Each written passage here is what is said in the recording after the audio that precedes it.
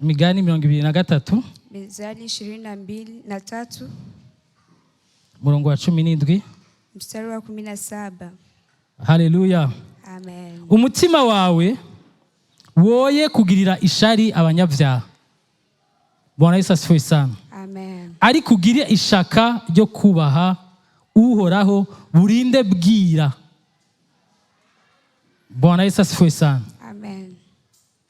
Umutima wawe, umutima wanje, umutima wawe, roho yako, roho yangu. Bwana Yesu asifiwe sana. Amen. Woye kugirira ishari abanyabyaha. Siwezi kuwa na huzuni kwa wengine. Bwana Yesu asifiwe sana. Amen. Ariko ngo ugire ishaka ryo kubaha uhoraho. Lakini upate nafasi ya kumheshimu Mungu. Ugire ishaka, nanje ngire ishaka, twese hamwe tugire ishaka ryo kubaha uhoraho. Tuweze kuheshimu Mungu. Ngo burinde bwira. Hadi usiku. Nundi munsi uhabaye, na wengine siku ambayo itakuja, ukomeze iyo shaka, uendelee hiyo bidii ryo kubaha uhoraho, ya kuweza kumheshimu Mungu. ngo burinde bwira. Hadi usiku. Biducikire ubuzima. Iweze kuwa maisha yetu. Bwana Yesu asifiwe sana. Amen. Duheruka kuganira, wakati tunapita tumeongea, twaganira ijambo rivuga ngo, tuliongea neno ambayo inasema, Bwana Yesu asifiwe sana. Imani shimwe. Kubera iki? Kwa nini abizera ibindi bintu, watu ambao wanaamini yangine mambo? Kubera iki? Kwa nini abubakiye ku bindi bintu, wale ambao wanajengea kwa vingine vitu? Bwana Yesu asifiwe sana. Amen. Muri buno buzima turimo, mwa hii maisha ambayo tuko ndani, kubera iki babishishikara? Kwa nini wanatia bidii? Kubera iki babikorana umwete wabo wose? Kwa nini wanatumika na bidii nyingi? Rimwe na rimwe, mara nyingi, niyo vyoba ngombwa ko bahasiga ubuzima, hata viwezekane waache maisha yao, baba biteguye kubuheba, wanakuwa wanajiandaa kuacha maisha yao, baba biteguye kubusiga, wanajiandaa kuacha kugira bashike kuri ivyo bintu, ili waweze kufika mwa hivyo vitu. Kubera iki twebwe? Kwa nini sisi? Kubera iki twebwe? Kwa nini sisi? Bwana Yesu asifiwe sana. Amen. Ibijanye no kubaha uhoraho, kwa vitu ambavyo kuheshimu Mungu, ibijanye no kugendera muri Kristo, kwa vitu ambavyo vinaenda ibijanye no kugendera mu Mana, kutembelea ndani ya mambo ya Mungu, tubikwegamwe amaguru, tunaenda kidogo kidogo. Erega birasa n'ijambo duhejeje kumva, inafanana na neno ambayo tunamaliza kusikia. Erega birasa n'impanuro duhejeje kwakira, inafananishwa na ushauri ambao tunamaliza pata. Bwana Yesu asifiwe sana. Amen. Haleluya. Amen. Duhore twibutswa, tuwe tunakumbushwa, bahore batubembereza, duhore twibagira, tuwe tunasahau gukora ibi na biriya, kufanya haya na yale. Bwana Yesu asifiwe sana. Amen. Kubera iki abubakiye ku bindi bintu? Kwa nini wale ambao wanajibu? Kubera iki abizera ibindi bintu? Kwa nini kwa wale ambao wanaamini yengine mambo babihagararamwo, lakini wanavishimama, bakabigwanira, bakabishishikara, wanaviendelea n'inguvu zabo zose, pamoja na nguvu zao zote. Bwana Yesu asifiwe sana. Amen. Haleluya. Hari abantu basenga inka, kuna watu ambao wanaabudu mbuzi, kandi n'uburenganzira bwabo, tena ni haki yao, kandi niko kuri bagezemo, tena ni ukweli ambao, kandi niko kuri batahura, tena ni ukweli ambao wanasikia.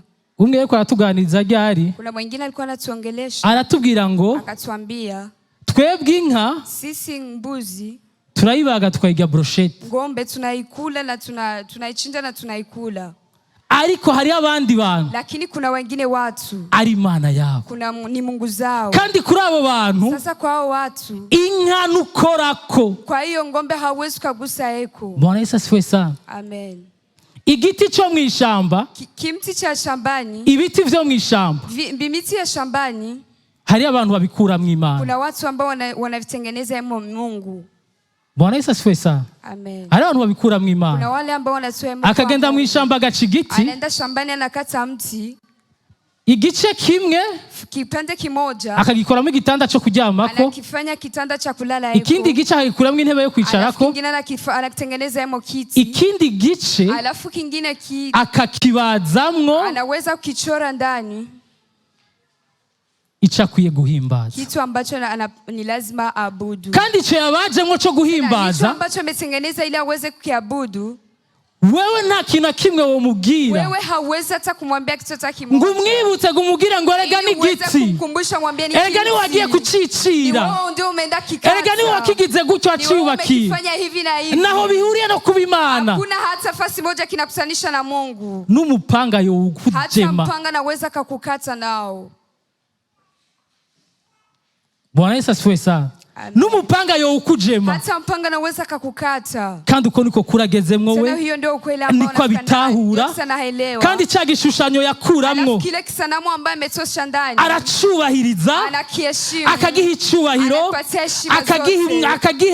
akagisenga vy'ukuri anakiabudu kwa kweli kandi akumva yishuwe nasikia kwamba amejibiwa ijambo ry'Imana rivuga ngo Imana igwishiriza imvura ababi n'abeza neno la Mungu linasema mvua inanyesha kwa wazuri na wabaya Imana mu buntu bwayo Mungu kwa neema zake wa muntu aragirirwa neza kwa ule mtu ananeemewa ariko akabona umengo ni cya gishushanyo cya anaona ya mishu kwamba ni kile kisanamu ambacho kimemjia akabona ni cya gishushanyo cya muhaye anaona ya mishu kwamba ni ile kisanamu imemjia zibazo vyiwe jibu la maisha yake ariko twebwe barokore lakini sisi walokole twebwe abana b'Imana sisi wana wa Mungu duhora turirimba tunakuwa tunaimba ko dufise Imana ikomeye ko dufise Imana atari gishushanyo ko dufise Imana ihambaye ko dufise Imana yaremye ijuru n'isi Mungu ambaye ameumba nchi na dunia n'amajambo gusa ni maneno tu bigarukira mu majambo gusa inaishia ndani ya maneno hagera mu buzima bwa misi yose lakini ikifika ndani ya maisha kila siku tukarondera bwa buzima tunatafuta ile maisha tukabubura tunayakosa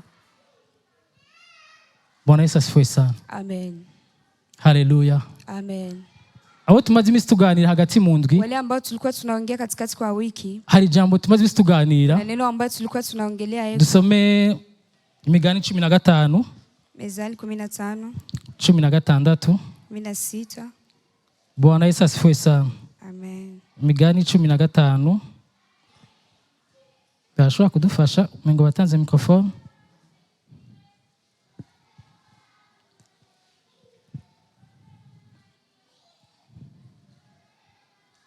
imigani 15 murongo 16 turavuga ngo ibike birimo kubaha uhoraho biruta ubutunzi bwinshi burimo guhagarika umutima subiramwo ibike birimo kubaha uhoraho biruta ubutunzi bwinshi burimo guhagarika umutima haleluya amen Bwana Yesu asifiwe sana manishimwe Zaburi 37 murongo wa 16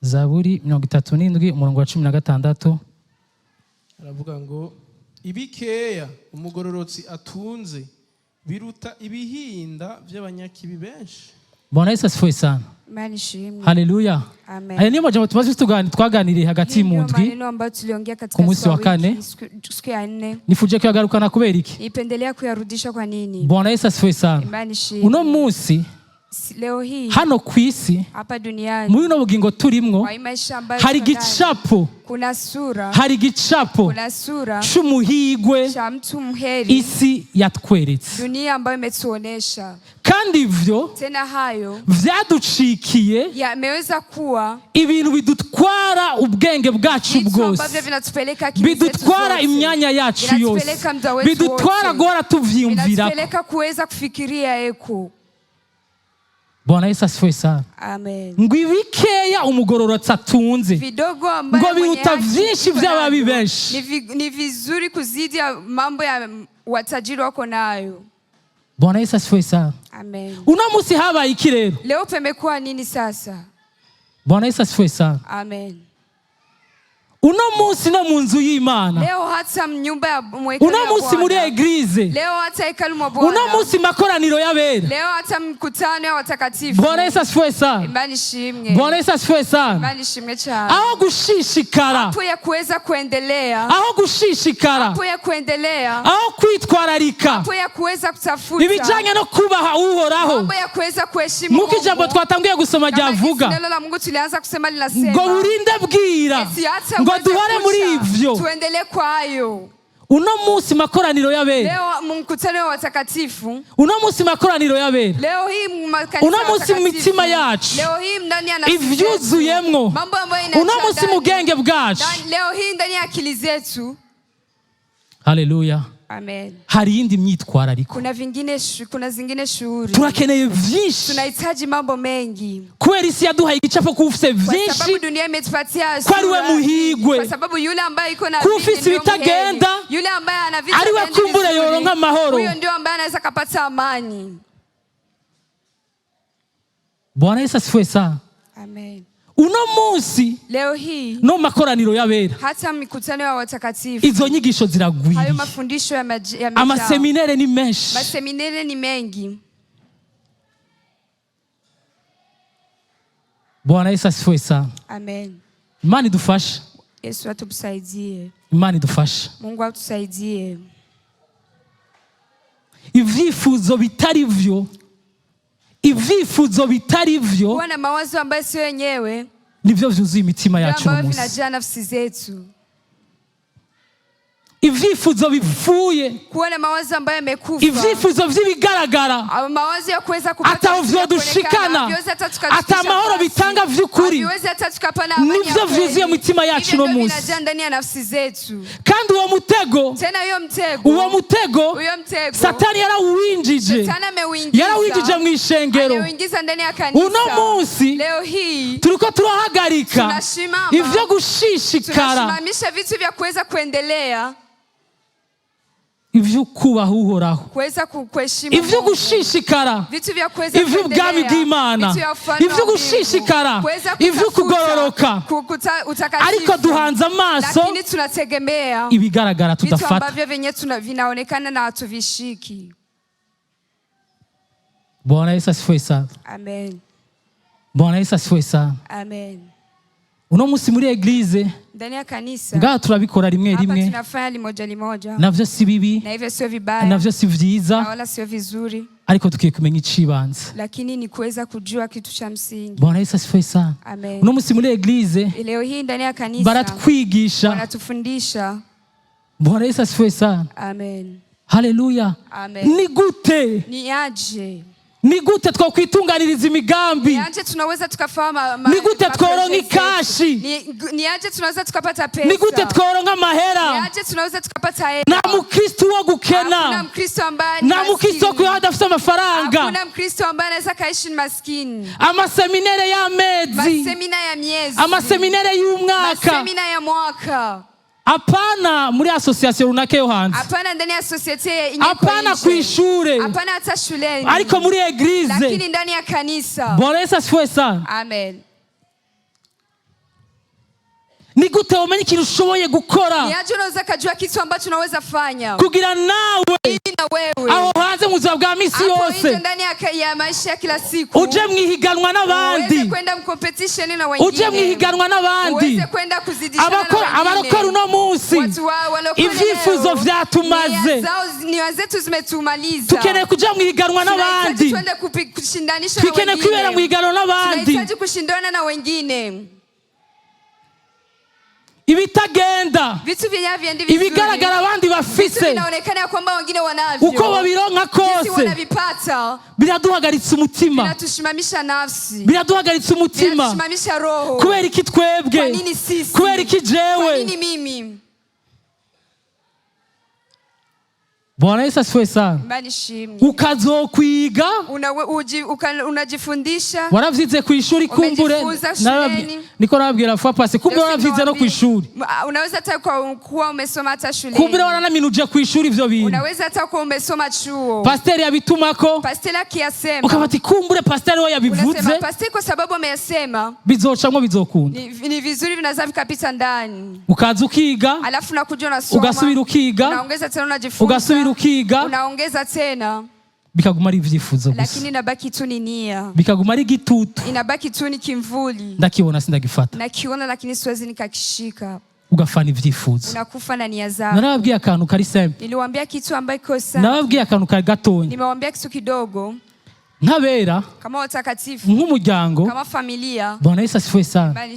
Haleluya. Haleluya. Benshi hagati yacu, wengi katikati zetu, benshi hagati yacu, sizo nyigisho babuze, siyo mafundisho ambayo wanakosa, si nyigisho zo kwitunganiza imigambi babuze, siyo mafundisho ya kupanga mipango yao wanakosa, si nyigisho zo kumenya ibyo bashoboye babuze, ambayo wanaweza wakafanya wanakosa.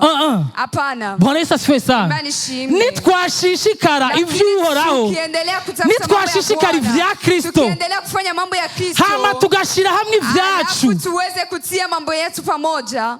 Halo. Chagiseke kakanu kazunguruka ngaha, kale kakitunga ambao kanazunguka hapa, kakanu kazunguruka ngaha, kale kakitu ambao wanazunguruka, chagiseke kihora kiza ngaha, kile kitunga ambao wanatia hapa. Nitwashishikara mu vya Kristo, wakati tutaendelea ndani ya tugashishikara mu vy'Imana, tunaendelea mambo Bwana Yesu asifiwe sana. Imani shimwe cyane. Kajya gaseka gakoresho kabwirizwa gukora, kile kitunga kinafanya kazi ambayo ni lazima ifanye. Mwese murazi ico mukwiye gukora, ni wote mnajua kazi ambayo ni lazima mfanye. Mwese murazi aho mukwiye gutumbera, mnajua nafasi ambayo mnaweza mkaelekea. Dukeneye gushishikara ivy'Imana, tunahitaji kuendelea dukeneye gushishikara ivyo kugendana n'uhoraho, tunahitaji kutembelea ndani ya hama dushire hamwe ivyacu, ili tuweze kutia pamoja. None batwigishe, sasa watufunze, hama igiseke kije mu mfuko c'umuntu umwe, kitunga kikuje mu mfuko wa mtu mmoja, na nyuma yo kwiga, alafu na nyuma ya kujifunza, ayo gutangura zovahe. Sasa hizo pesa ya kupana zitatoka wapi? Halo. Inyuma yo kwiga, nyuma ya kujifunza, bantu muriko muratwigisha, watu ambao mko mnatufundisha mu makoraniro y'abera ivyo kwitunganiriza imigambi, vitu ya kufanya mipango yetu, ni vyiza, ni vizuri. None nyuma yo kwiga, sasa nyuma ya kujifunza, ko dusanzwe twari twaranize, kwa sababu tulikuwa sasa tumejifunza, ayo gutangura arihe? Sasa hizo pesa za kuanza ziko wapi? Bwana Yesu asifiwe sana. Imani shimwe. Ayo gutangura arihe? Hizo pesa za kuanza ziko wapi? Mbega cankeho, je, hata ivya Kristo, mambo ya Kristo, ivya Kristo, mambo ya Kristo, ivya Kristo, mambo ya Kristo, ko ari vyo bituma vyose bikunda, Bwana ndio ambaye inatuma vitu vyote vinawezekana, ko ari vyo bituma Bwana ndio ambaye inatuma na vya bintu nuwabironka, vile vitu hata ukivipata bitazogusambura, bitazogusenya, visiwezi kukuangusha, bitazoguta mu bindi bintu, visiwezi kukuangusha mu wengine mambo. Mbe vya Kristo ni sawa? Je, mambo ya Kristo iko sawa? Nico kibazo dukwiye kwibaza. Ndio swali ambayo ni lazima tujiswali. Ko twashize imyanya mu bindi bintu vyinshi, tumeweka mida yetu mwingine mambo, ko twashize imyanya mu nyigisho zindi nyinshi zitandukanye, wetu ndani ya mafunzo mengine ambayo vya Kristo. Je, mambo ya Kristo, ko ari vyo bituma vyose bikunda, ambayo inatuma yote inawezekana. Vyo ni gute? Je, hayo ni yako aje? Haleluya. Amen. Inyigisho zo kuba papa beza, mafundisho ya kuweza kuwa baba wazuri, inyigisho zo kuba mama beza, mafundisho ya kuwa mama wazuri, inyigisho zo kuba bajene beza, mafundisho ya kuwa wa vijana wazuri. Bwana Yesu asifiwe sana. Amen. Si bibi, sio mabaya. Haleluya. Amen.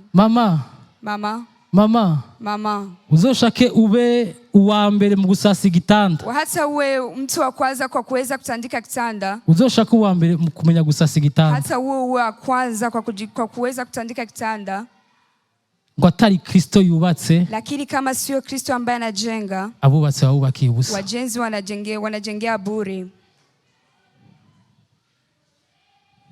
Ushishikari kumenya Kristo, uendelee kumjua Kristo mbere yo kwiga gusasa igitanda, mbele ya kuweza kujifunza kutandika kitanda, na vya bindi vyose, pamoja na yangine yote, kwa tari mu nyigisho zingo, kwa sababu hatuko ndani ya mafundisho ya familia. Acha tumalizie hapo. Mbere yo kumenya gusasa igitanda, mbele ya kuweza kujifunza kutandika, mbere yo kumenya guteka umusosi umeze neza, mbele ya kujifunza kupika vizuri, mbere yo kuba umugabo ahagaze neza, mbele ya kuweza kuwa mume ambao umeshimama vizuri, natabuhoraho, kama sio Bwana, nitaba Kristo, kama sio Kristo, ngo abubaka babubakiye ubusa, wajenzi ambao wanajengea bure, uzoguruka, utaruka. Haleluya. Amen.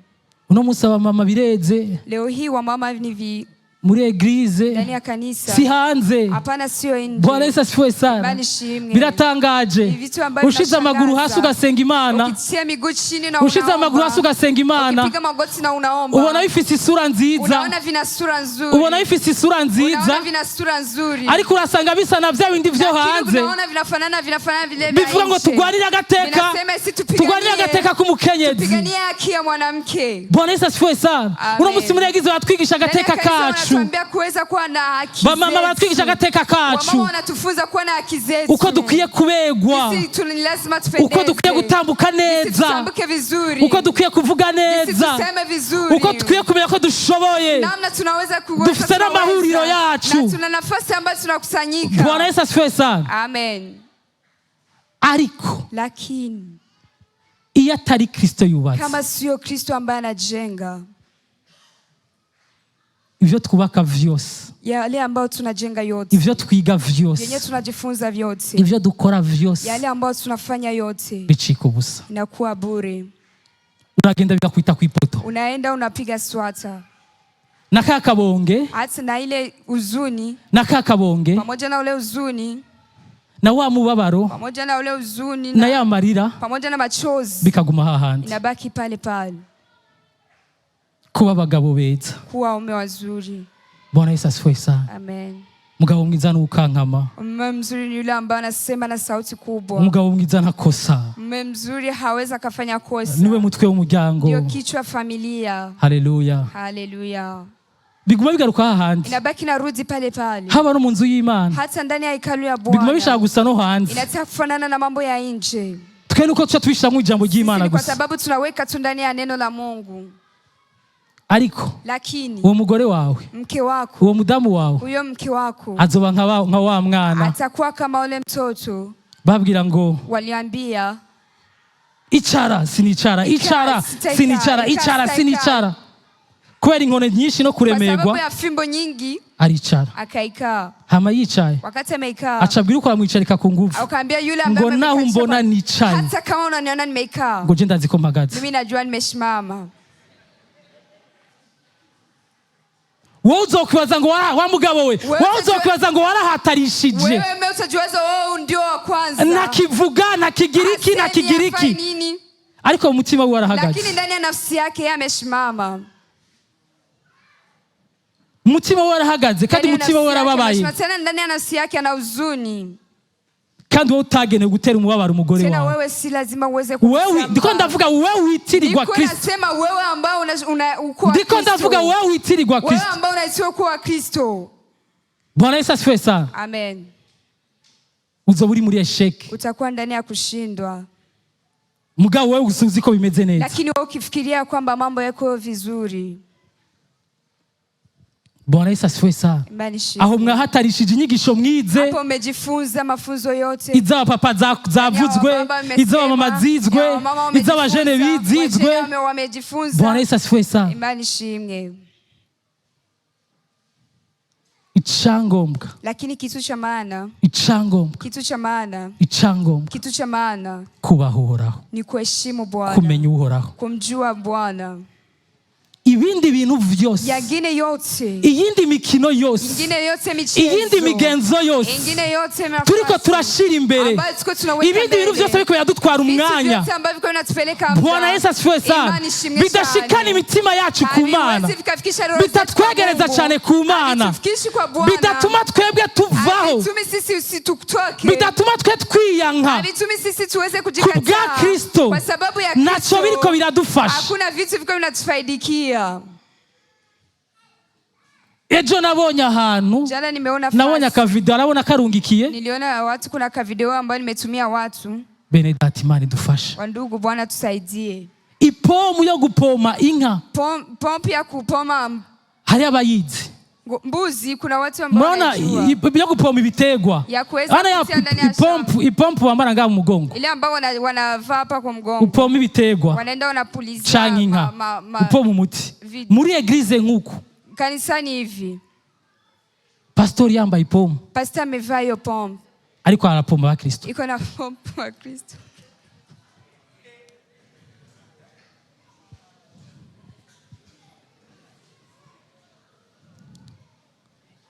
Mnaona hicho kichapo? Mnaona hiyo kichapo? Pastor Fofo nambaye ipomu, Pastor Fofo amevaa hiyo pompu n'umupira gutya, pamoja na hiyo mpira wayo. Ivyaha vyanyu vyuhagirwe, zambi zenu ziweze kufutwa.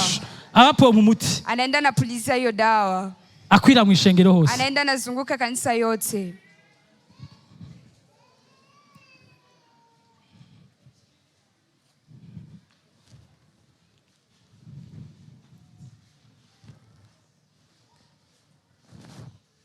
Bwana Yesu asifiwe sana. Amen. Abo nabo n'uburenganzira bwabo, na hao ni haki yao, niko kuri bagezemwo, ndio kweli ambao wanafikia, niko bavyumva, ndivyo ambao wanavisikia. Bwana Yesu asifiwe sana. Amen. ibibazo dufise, matatizo ambayo tunayo, ntidufise ibibazo vy'umubiri. hatuna matatizo ya mwili. Ndagupomfye Wakati nakupompa, mpoma umubiri ngaha hanze. napompa mwili ambao Bene data, nitugwaye hanze, wandugu hatumwi nje, nitugwaye hanze, nidufise ubumuga bwo hanze, ibibazo vyacu si vyo hanze. matatizo yetu sio ya nje. Ahantu tugwaye dukeneye gukira, tunaumwa na tunahitaji kupona, ahantu tugwaye dukeneye gukira, ambao tunaumwa na ni lazima tupone, n'imitima yacu. ndani ya roho zetu. Iyo nayo ni Kristo wenyene ayikorako. Ni Yesu Kristo tu anaweza akatugusa. Iyo ni Kristo wenyene ayikorako, biciye mu ijambo ry'Imana, biciye mu ijambo ry'Imana, ukakira iryo hishurirwa, araza gukora ku mutima wawe, ibikurikira bindi vyose bigaherekeza.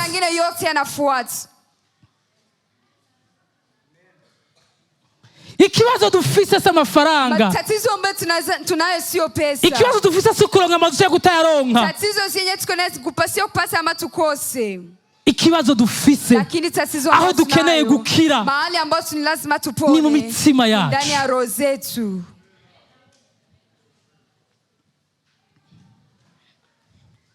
Bwana Yesu asifiwe sana. Amen.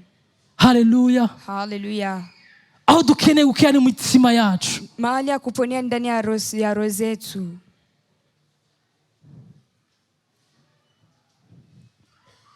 Haleluya. Amen. Nidukeneye kwiga kuba Abanyafrika beza. Hatuhitaji kuwa Waafrika wazuri. Nidukeneye kwiga kuba Abanyafrika beza. Hatuhitaji kuwa wenye Afrika wazuri. Bwana Yesu asifiwe sana. Amen.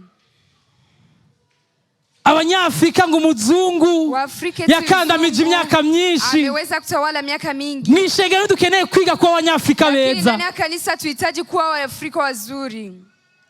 Ijambo ry'Imana riri clear. Neno la Mungu liko wazi. Turirimba buri munsi. Tunalimba kila siku. Ngo twebwe iwacu ni he bene data? Sisi kwetu ni wapi wa ndugu? Twebwe iwacu ni he? Kwetu ni wapi? Twebwe iwacu ni he? Kwetu ni wapi? Kandi ngo turi ingenzi. Tena sisi tuko wapitaji. Iwacu ngo ni mwijuru. Kwetu ni mbinguni. Kandi twe turi ingenzi. Tena sisi tuko wapitaji. Uri mu Burundi? Uko ndani ya Burundi. Uri mu Rwanda? Uko Rwanda. Uri muri Kongo? Uko Kongo. Bwana Yesu asifiwe sana. Amen. Ivyo gukwega histoire y'isi, vitu ya kukogota historia ya dunia, no kwitaranya n'ubuzima bw'ishengero, pamoja na kukamatisha na kwitaranya n'ubuzima bw'Imana, pamoja na maisha ya Mungu. Bwana Yesu asifiwe sana. Amen. Nitwuzura Kristo, wakati tutajaa Kristo, nitwagira Kristo vy'ukuri mu mitima yacu, kwa na Kristo kwa kweli ndani ya roho zetu. Haleluya. Amen.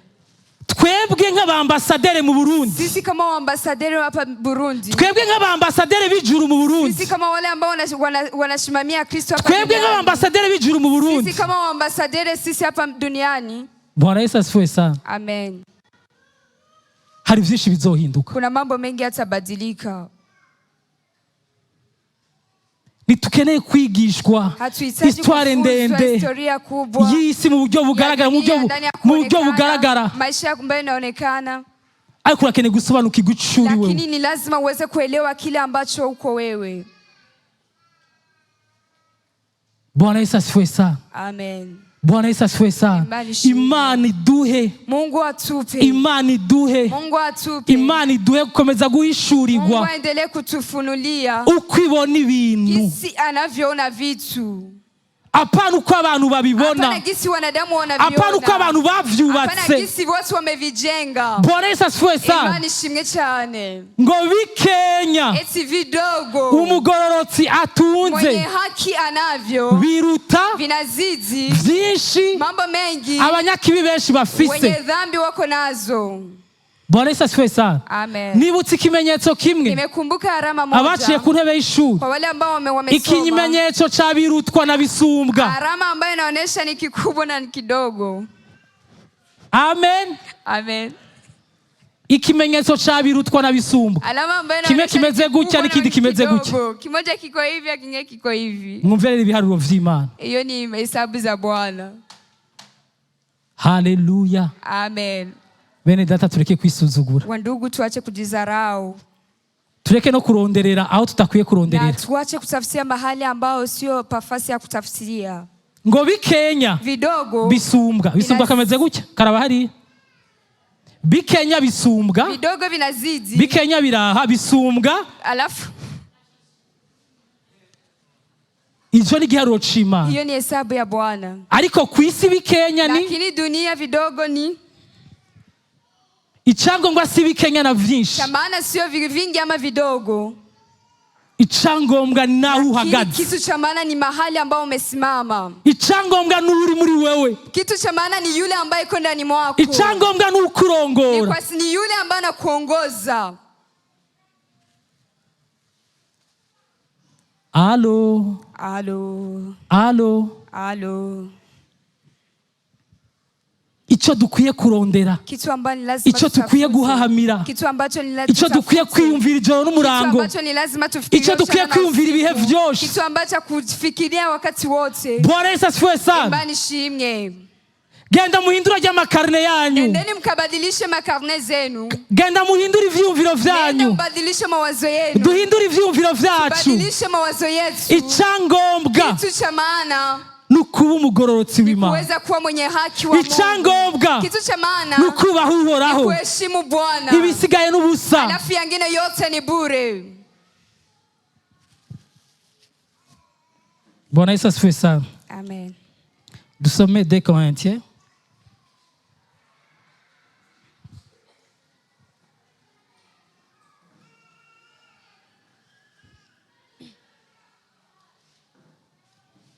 Haleluya.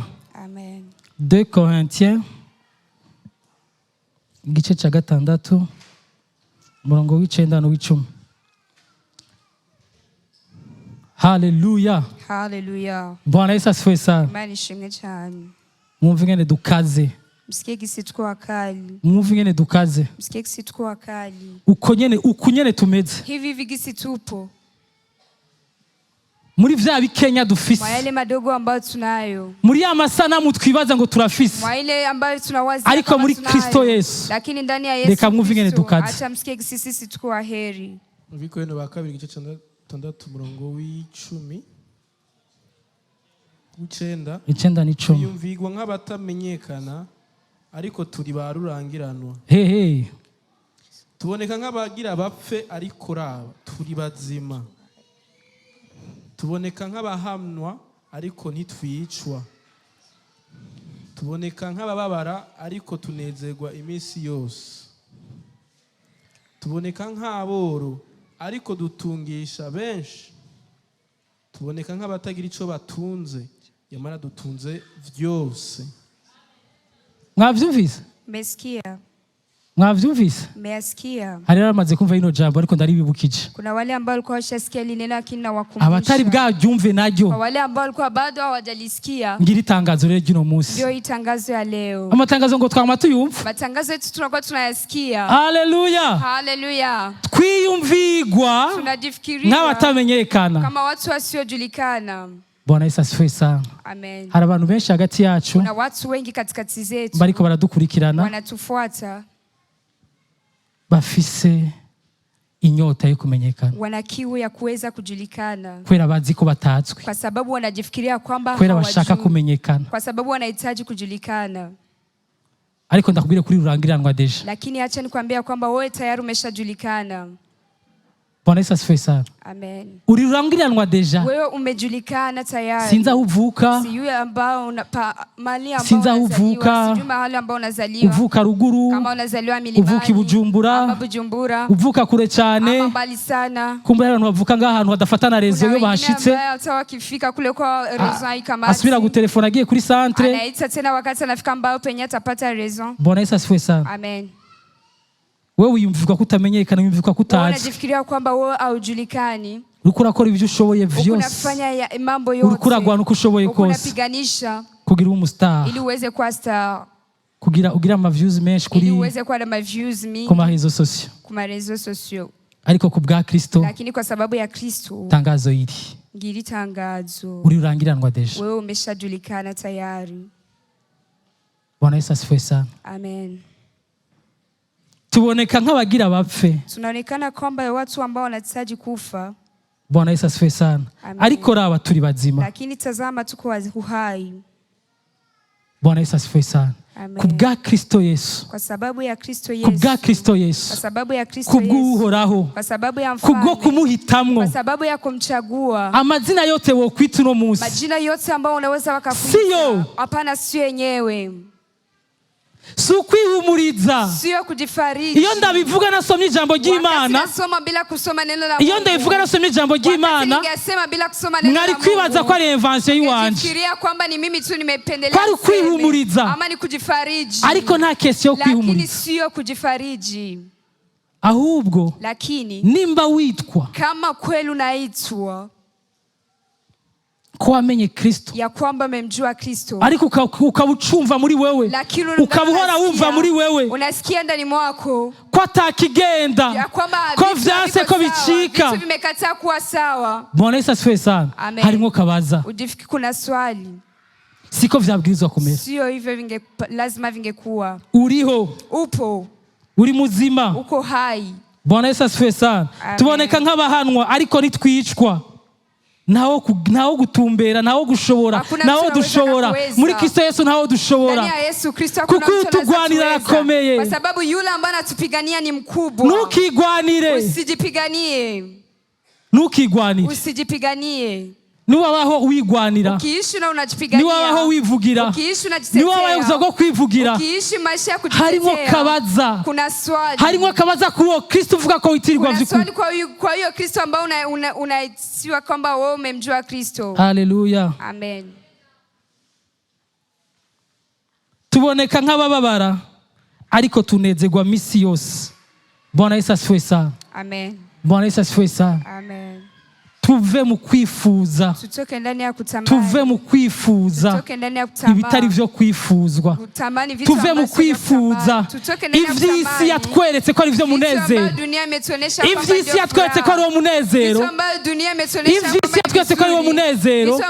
Si wo munezero. Sio furaha. Uno munsi turaturirimba. Leo hii tunaimba. Ngo ni imyaka myinshi abarokore. Eti ni miaka mingi walokore. Twagaragaje tutaryohewe. Tumeonesha kwamba hatufurahi. Ngo dukwiye kuryoherwa natwe. Sasa sisi ni lazima tufurahi. Kuryoherwa kwacu. Furahi kwetu. Nituja gukoporora ivy'isi. Hatuwezi kuigana vitu vya dunia.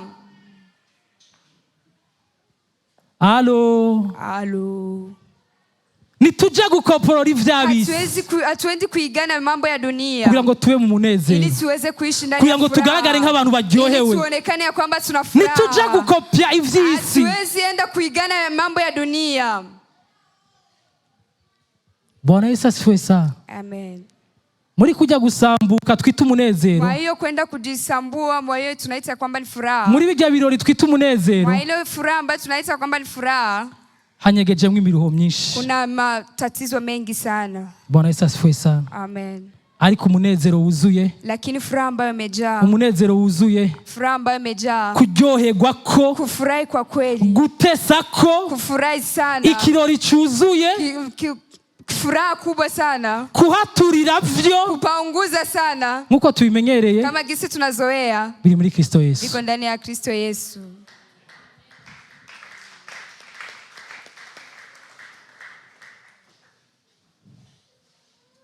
Bwana Yesu asifiwe sana. Amen. Duhagarike kwipfuza. Tuache kutamani ibitari vyacu. Vitu ambavyo sio vyetu. Duhagarike kwipfuza. Tuache kutamani ibitari vyacu. Mambo ambayo sio vyetu. Duhagarike kwipfuza. Tuache kutamani ivy'abanyavyaha. Mambo ya wenye dhambi. Bwana Yesu asifiwe sana. Amen. Haleluya. Amen.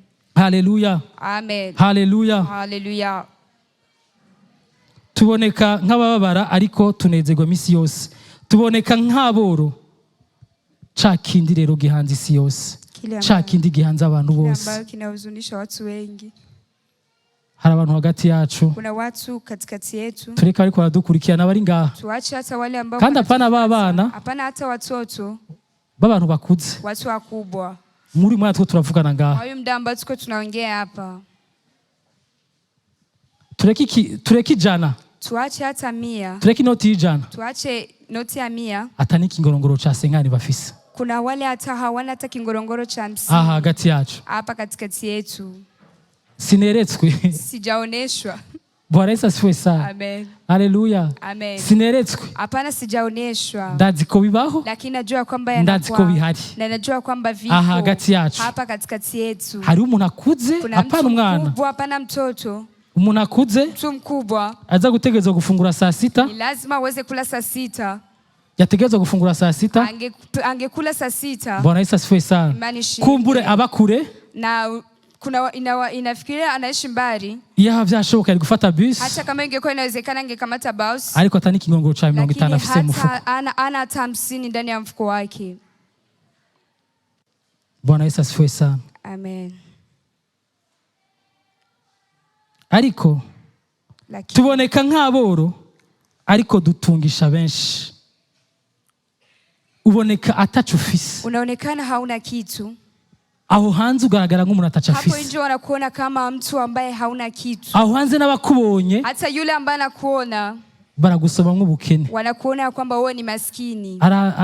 Twasengera hari jambo barakunda kutubwira. Mahali ambapo tulikuwa tunaombea walikuwa wanapenda kutuambia. Turiko turasengera imwe mu y'ubukene. Wakati tulikuwa tunaombea roho ya umaskini. Ko tuvako. Ili uweze kututoka eko. Hakajambo umuntu yaturongora akunda kutubwira. Kuna mtu ambaye alikuwa anatuongoza alikuwa anapenda kutuambia. Ngo hari umuntu abumukene. Kuna mtu ambaye anakuwa maskini. Ngo n'abakene bagenzi biwe. Pamoja na wamaskini wenzake. Bakamusuzugura. Wanamdharau.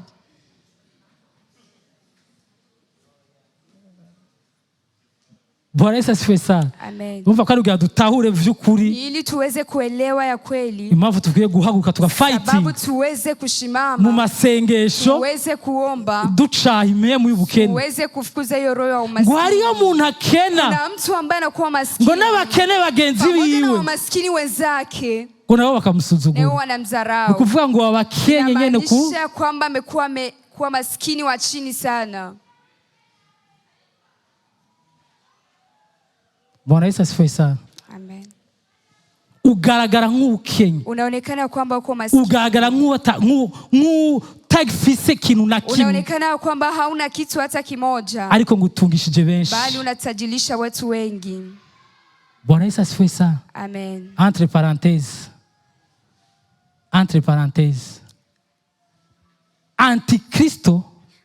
Antikristo nashobora gukora ku mugaragaro. Hawezi akatumika hadharani. Ubari mu myiteguro. Hivi iko najiandaa. Ariko aripanga. Iko najipanga. Ariko ngo nashobora gukora ku mugaragaro. Lakini hawezi akatumika hadharani. Umugeni wa Kristo akiri ngaha ku isi. Bibi harusi wakati angali hapa duniani.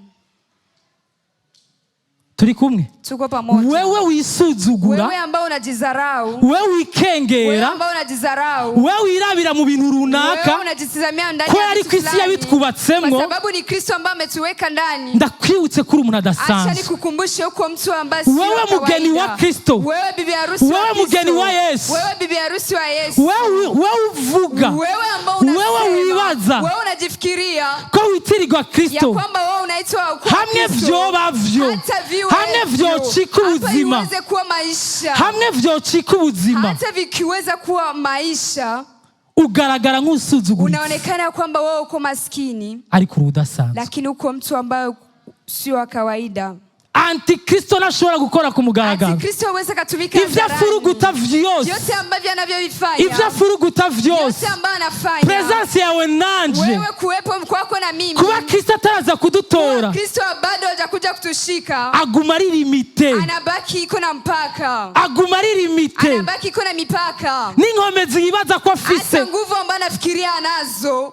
Nivyo yibaza ko ashobora kuba ashoboye. Ambavyo anajifikiria kwamba anaweza. Ariko aguma ari limite. Lakini iko na nafasi ambayo anaishia. Kwenda presence yanje nawe. Kwa sababu kuwepo kwako na mimi. Bwana Yesu asifiwe sana. Amen. Tugaragara nk'abasuzuguritse. Tunaonekana kama watu ambao wamezarauka. Twitwa amazina atandukanye. Tunaitwa majina ambayo tofauti. Ariko turabadasanzwe. Lakini tuko watu ambao sio wa kawaida. Ivyo turiko turaronderera hanze. Mambo ambayo tuko tunatafuta nje. Ivyo turiko turagwana turonderera hanze. Mambo ambayo tuko tunapiganisha ili tuweze kupata nje. Kristo. Na tunaitwa tuko turi muri Kristo Yesu. Na tuko ndani ya Kristo Yesu. Turiko turagonga ipoto bene data. Tuko tunapiga swata. Kuko turabifise deja. Kwa sababu vyote tunavyo. Kwa dufise Kristo. Kwa sababu tuna Kristo. Kuko turabifise deja. Kwa sababu yote tunayo tayari. Kuko dufise Kristo. Kwa sababu tuna Kristo. Kuko turabifise deja. Kwa sababu vyote dufise uhambaye muri twebwe. Kwa sababu tuna yule ambaye ambayo ni mshindi kubera dufise igikomeye muri twebwe, kubera dufise umwami w'abami muri twebwe, kwa sababu tuna mfalme wa wafalme ndani yetu. Bwana Yesu asifiwe sana. Amen. Isomene turatangura indwi y'amasengesho. Ingamba tutaanza wiki ya maombi.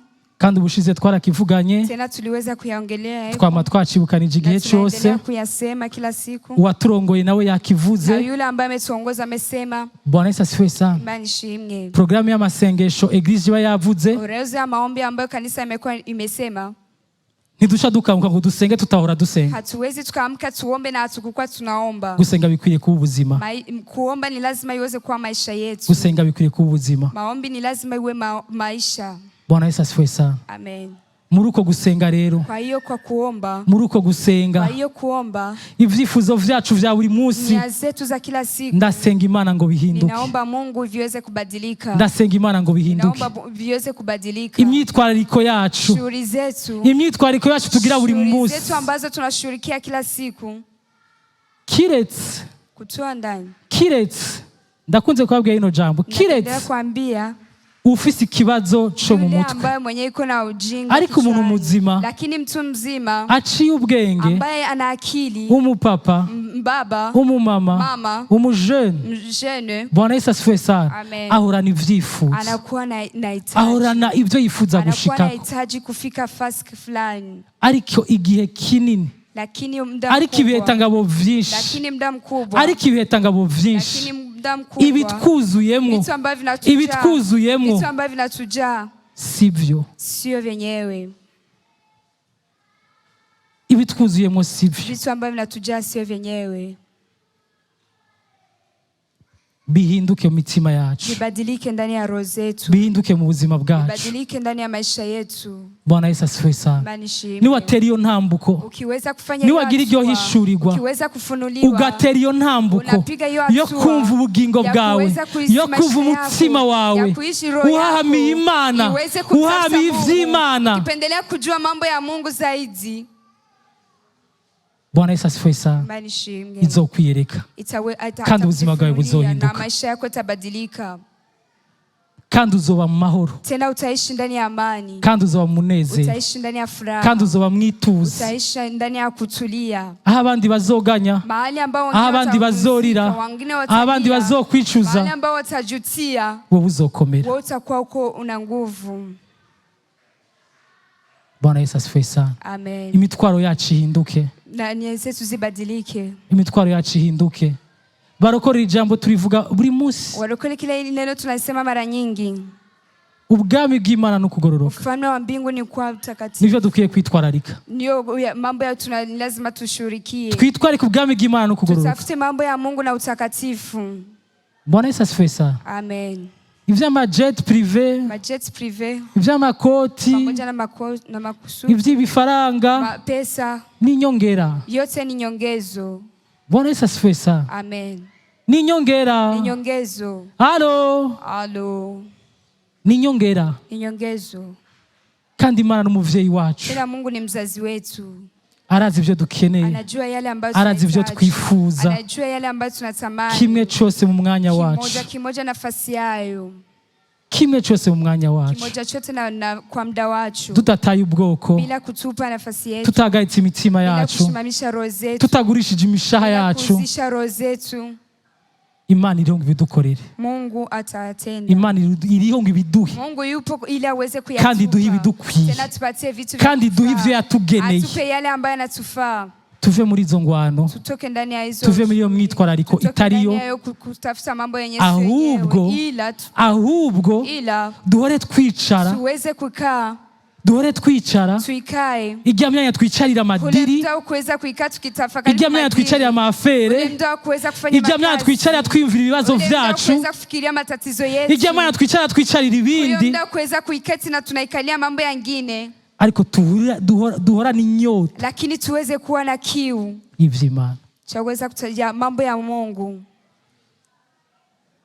Bwana Yesu asifiwe sana. Imani shimwe, duhana inyota y'ivy'Imana, tuweze kuwa na kiu ya kutafuta mambo ya Mungu.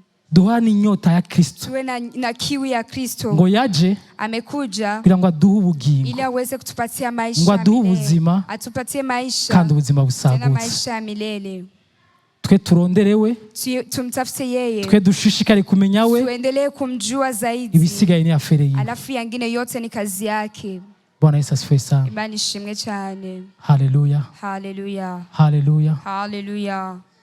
Bwana Yesu asifiwe sana. Imani ishimwe. Duhaguruke dushime Imana. Tushimame tumshukuru Mungu.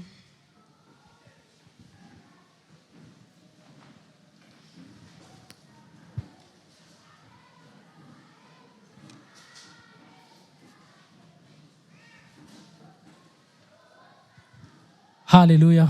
Haleluya. Saye Pastor Prida yegere ngaha Acha tumuombe Pastor Prida adufashe gushimana turangiza. atusaidie kushukuru Mungu kwa kumaliza. Imana ibahezagire. Mungu awabariki.